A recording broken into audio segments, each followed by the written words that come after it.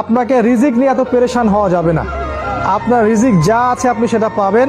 হালাল পথে চেষ্টা করতে থাকেন, হালাল পথেই ইনশাআল্লাহ আল্লাহ পাক আপনাকে বেহিসাব রিজিক দিবেন ইনশাআল্লাহ। আপনাকে রিজিক নিয়ে এত পেরেশান হওয়া যাবে না। আপনার রিজিক যা আছে আপনি সেটা পাবেন।